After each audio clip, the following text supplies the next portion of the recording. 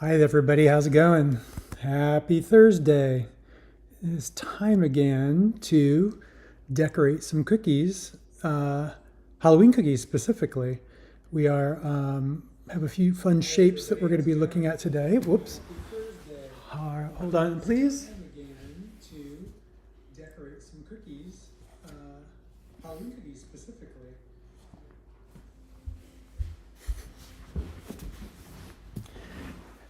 Sorry about that. My computer, my laptop decided that it wanted to talk to me while while it was playing, so I went ahead and I turned that off. Anyway, hope you're all doing well, and we're gonna have a lot of fun today decorating some Halloween cookies. If you haven't made it the other ones, I talk a bit, but I'm decorating the whole time, so hopefully you don't get too bored in the process. All right. Let's look at our cookies we're going to decorate today. They were posted on the Facebook, Instagram, and LinkedIn, but we'll give a quick review again here. So we've got a raven up at the top.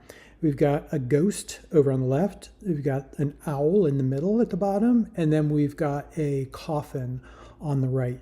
So a couple of fun, spooky designs for our Halloween in preparation for Halloween. So I'm going to start with the ghost cookie today. I'm going to move the other ones out of the way and get this lined up here. And hopefully you can see that all right. Our ghost cookie, I'm actually going to also put myself back in here so you can see me. So I'm not like just some disembodied voice. So this is our ghost cookie. Very simple design, but very cute. One of my favorites for this time of year. And not a whole lot of detail can go into it, at least not the way I design or decorate them. But you can get a little bit in there. So we're going to explore a couple of things that we can do.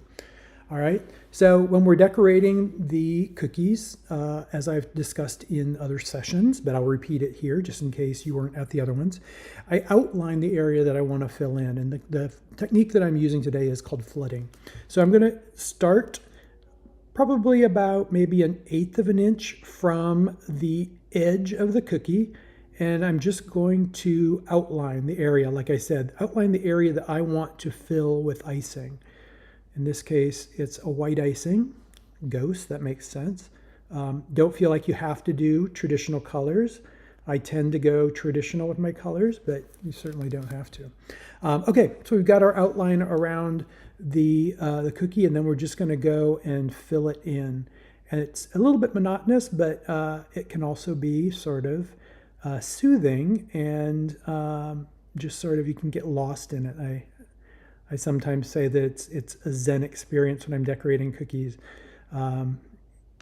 because it's very repetitive, but it's very rewarding. At least for me it is. I don't know that it would necessarily be as rewarding for everyone, but it's just sort of nice to sort of put myself sort of like in the action. I'm not thinking about a lot of other things when I'm doing this kind of work. I just am focused on the cookie and what I'm going to be doing to be creative with that particular design. A lot of times when I'm making large numbers of cookies, there's not a lot of creativity beyond the initial, but it can still be a lot of fun. So there, we've got our little ghost outlined. I filled them in with the white icing. At this point, if you want to, you can go ahead and put on some details. Certainly he needs a couple of eyes and a little ghost mouth. So in this case, I'm using a technique called wet on wet. So that is, I'm using the same texture of icing to put down these details as I used to flood the cookie. And what's going to happen is because they're both wet and they're both the same consistency, that color is going to soak down in. And when the cookie dries, it's almost like it's got a wallpaper type finish to it because it's just it's so flat and it just dries so nicely. We're going to be looking at some other techniques as well that'll give you a different effect, but that's what this particular one is. So we're just going to go in there. Give him a little long nose or a little long mouth like he's moaning. So there you can see we've got our cute little ghost cookie. Very simple. I think it's always good to start out with something super simple when we're decorating cookies. Here is a ghost that I had done, and he's set for a couple of hours. So there's no risk of me sort of smearing the design or denting the surface of the cookie. But what I want to do is I want to try something a little bit different. I want to go down here and I want to put some texture as if it was his ghostly sheet is sort of rippling in the wind. So we're just going to give it a couple little lines like that, and we're going to actually go ahead and continue up and just outline the cookie. It's not necessary, but it does give it an even more finished look. And depending on what you're doing with the cookies, and if you're doing them for a client or you're going for a party, it's nice to put some additional little bit of detail in there. So there you can see the ruffle at the bottom, looking as if he's a sheet and he's moving around. So just kind of a fun little design there. I do have another ghost cookie here. And what I'm going to do with this, I had laid this icing down about an hour ago, and now I'm going to put the eyes and the mouth on him. I'm not sure if you're really going to be able to tell how different it is, but it is a different finish for the cookie.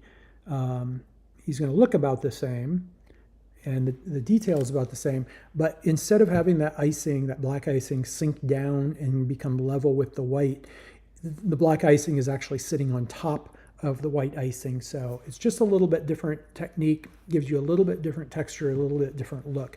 Last week I did a spider web cookie and it was very distinct. I did one where the web was sort of layered down into the cookie, and then there was another one where the web was laid on top of the cookie. This is more subtle, but it's sort of a similar sort of comparison of the kind of design that you can get. So kind of fun. Just wanted to put it out there for you. Okay. Moving on to our next cookie. So this is a black raven, and again, another really fun traditional Halloween design, and again, another very simple one, but again, we just want to sort of start out easy and then we'll get to the more complex ones in a bit.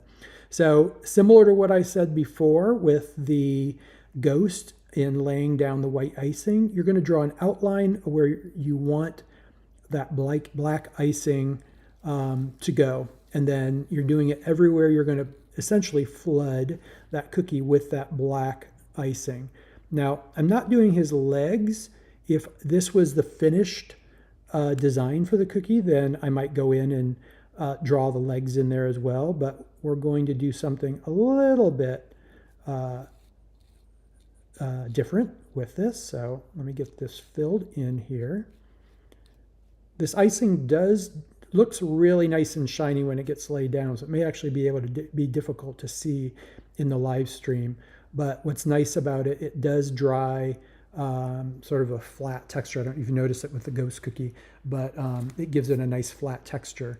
But yeah, I haven't figured out how to keep it shiny, because sometimes I would like the cookie to be shiny, but I don't really know how to do that yet. So in this case, we've got the black down, and what I want to do is I want to add a sanding sugar on it, and I want to do that right away while that black icing is wet. You can't put the sanding sugar on once the cookie dries, because it will have nothing to stick to. So you'll have to either go draw an outline and put the sprinkles on that, or the sugar, textured sugar on that, or you'll have to cover the entire cookie again with black icing, which if you're covering the entire cookie with black icing, you might as well do it right now.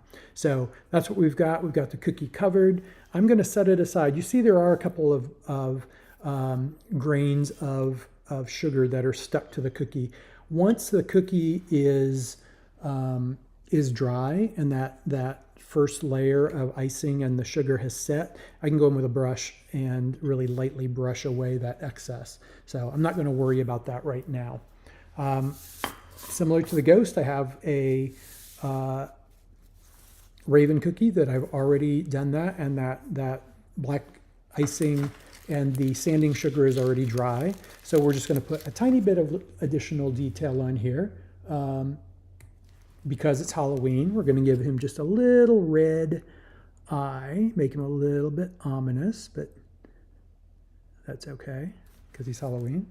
And then I'm also going to take the black icing and go down here and put his legs and feet on.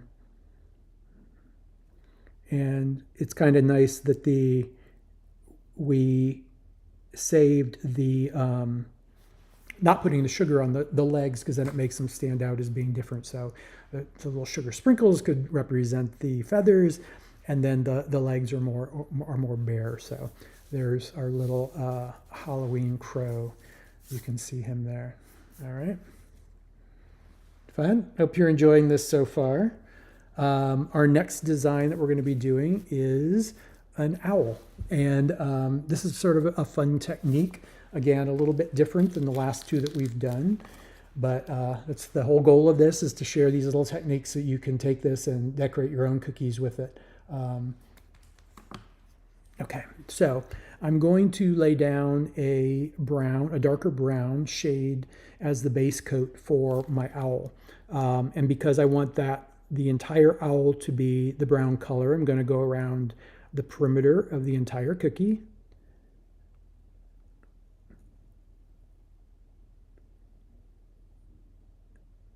Have a little bit of just go outline.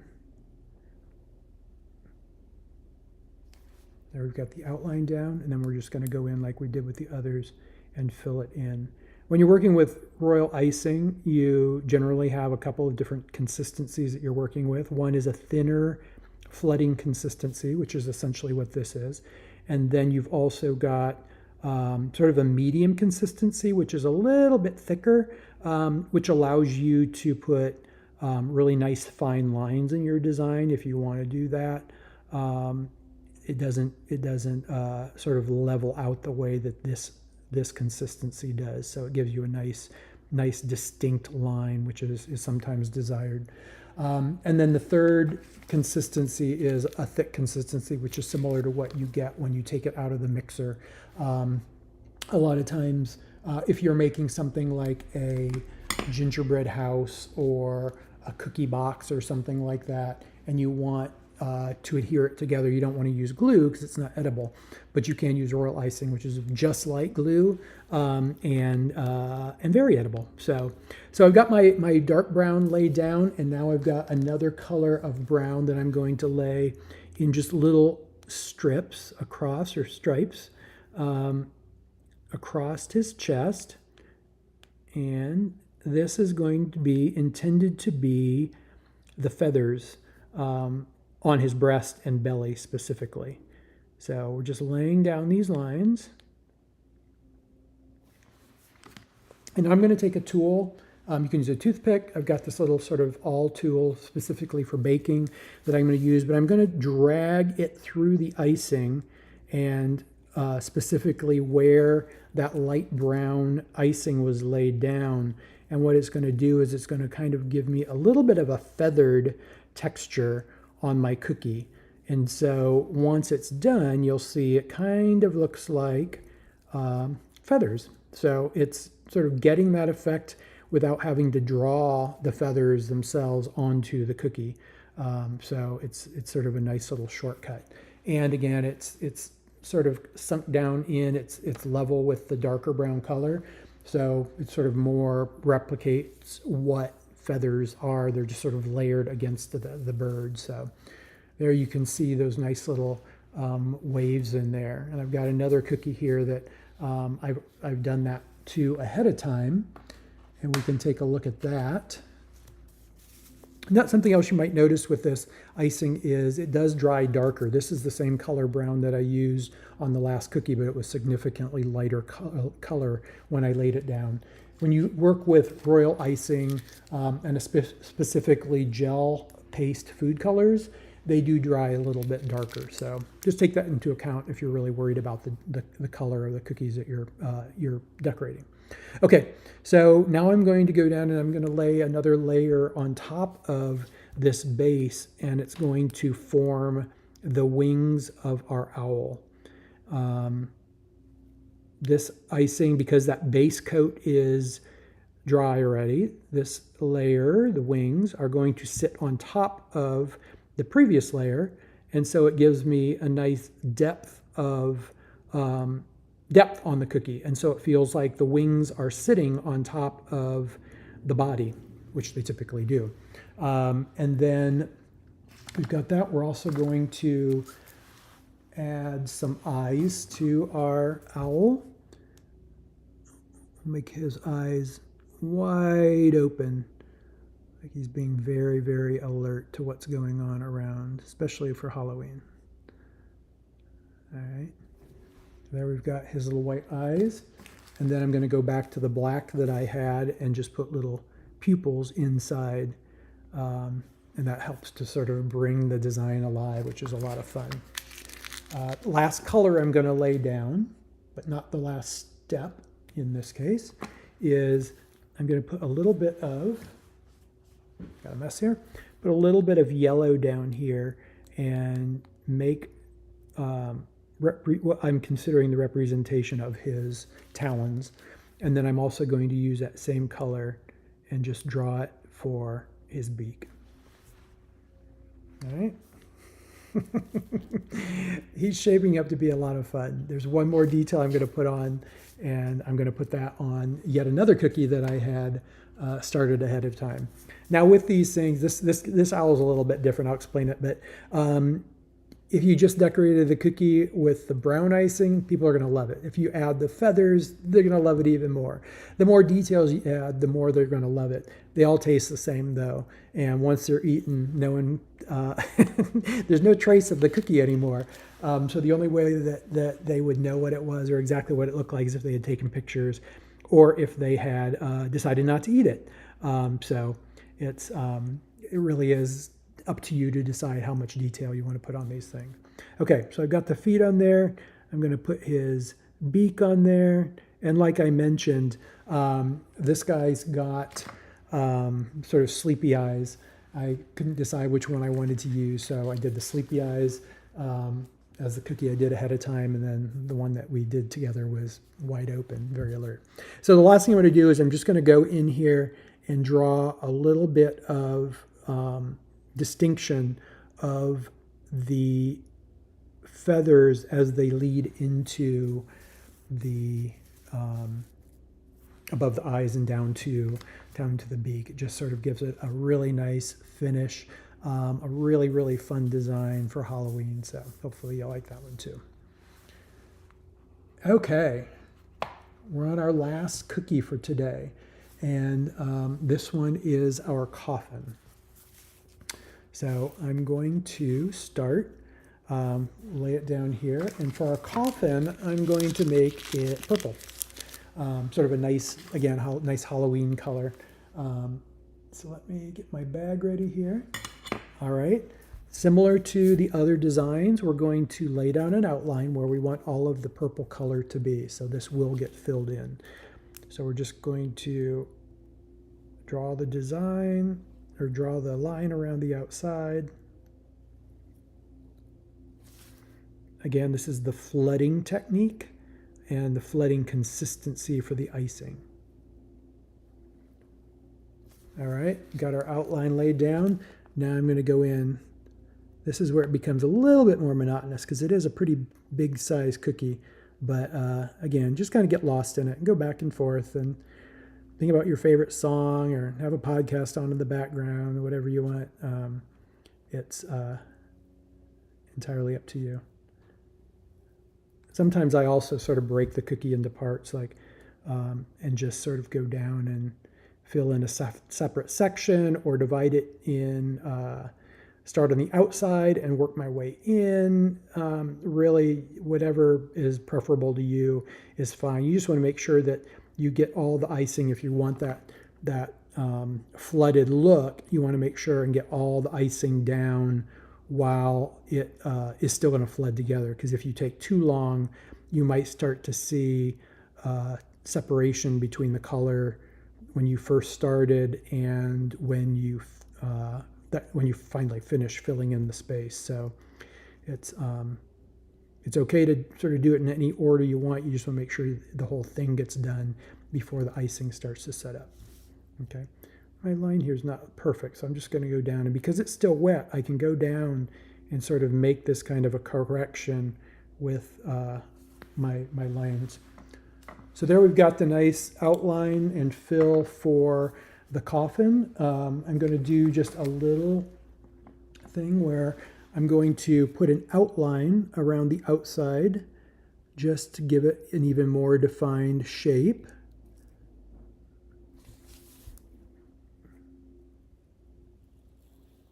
Because this icing is wet, the flooding consistency, as well as the icing that is the purple, the first laid down, the icing color is going to sink down in. When it dries, it's going to be a nice smooth finish over the top. So it's kind of a fun way to go. Now, with this particular design, my intention is to draw a skeleton laying down inside the coffin. Now, if I lay it down right now, all that icing is going to sink down in, and I won't get that nice distinction of it looking like a three-dimensional skeleton laying on top. So we're going to actually set this cookie aside, let it set for maybe 20 minutes, half an hour, just enough so that it gives a nice sort of dry layer of dry on top, and then you can start laying other colors down on top of it. If you're making more than one, say you're making a dozen of them, once you've done this and then you move on to the other 11 cookies, by the time you get back to this one, after you've gotten the first 11 done, this is probably going to be set up enough that you can start working on the skeleton laying inside. So we're just going to set that aside and bring one out that I had done earlier. All right, so there's our box. I'm going to use the same technique as far as design technique. I'm going to go around the outside edge and just draw a little, redefine the box shape. But because the icing is, the base coat, the purple, is already dry, this black layer is not going to sink down in. It's going to sit on top.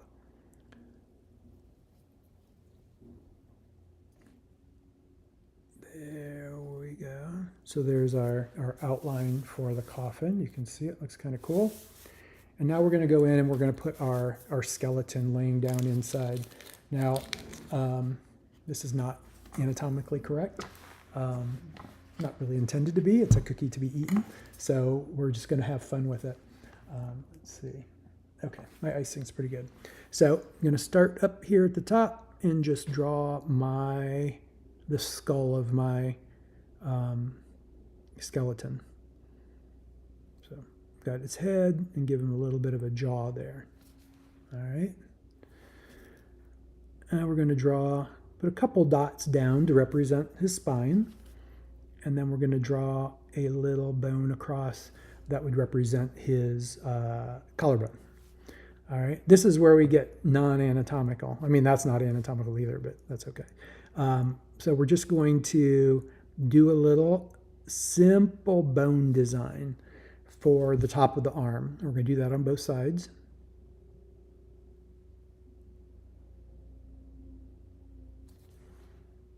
Fun, starting to shape up. And then we'll do a little dot for his elbow. And then do the same thing for the lower part of the arm. Okay.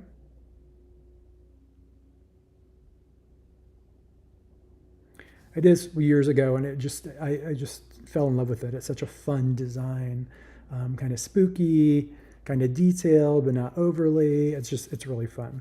So we're going to go ahead and put a few more dots in here to represent the spine, the rest of the spine, and then we're just going to draw some lines across. We may end up covering up a lot of the spine, so maybe I'll just do lines on either side like this. And these, of course, are the rib cage of our skeleton.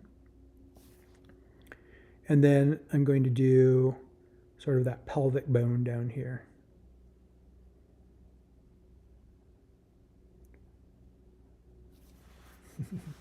Shaping up really nicely. So now we've got the pelvic bone. Now we're going to start with sort of the same do the top bone of the leg and the kneecap and the bottom bone. I know both the arms and the legs have more than one bone, at least in the bottom portions of them, but you can't get that detail in icing, so we're just going to go with a single bone. Oops.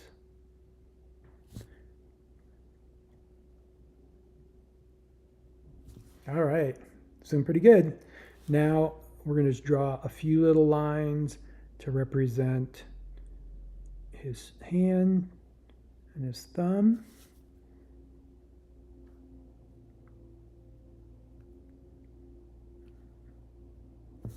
And then we'll just do sort of like a little foot shape down there for his feet. So there we've got our skeleton laying in the coffin. Turned out really, really cool. I just love this design. I'm going to give him a couple of eyes so that he has a little bit of additional life in him. So there you can see our skeleton inside the coffin. A lot of fun. Now, if you want to, you can go in and put some additional little details around.